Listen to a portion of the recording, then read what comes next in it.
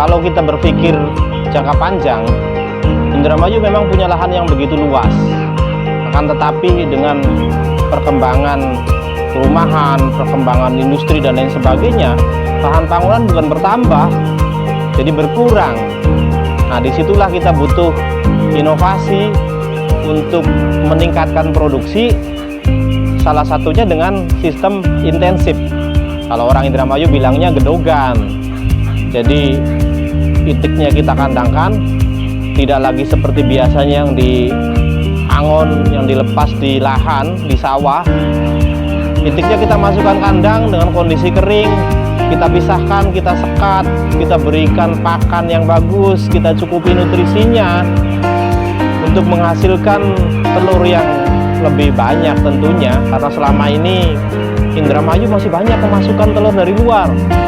Jutaan butir telur masih masuk dari wilayah timur.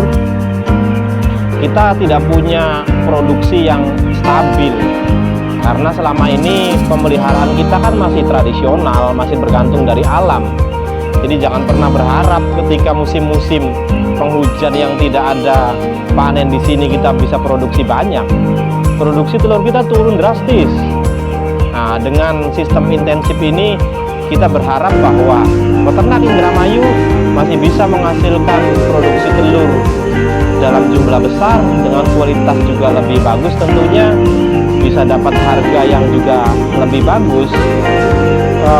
Harapan kedepannya ya tentunya peningkatan ekonomi peternak. Hal itu tidak bisa diingkari.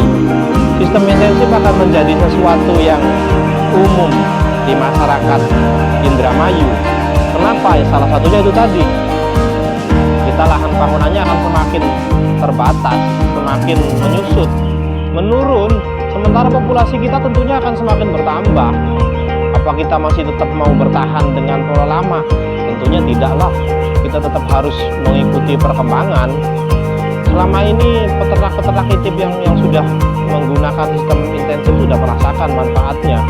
Mereka bisa produksi telur di angka 70-80%. Bahkan pemikiran-pemikiran masyarakat selama ini bahwa telur dari sistem intensif itu tidak bisa ditetaskan sudah hilang.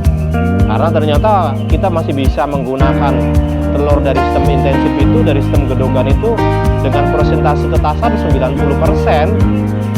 Bahkan ketika dulu orang berpikir telur dari kandang-kandang intensif itu hasilnya jelek, kuning telurnya, tidak.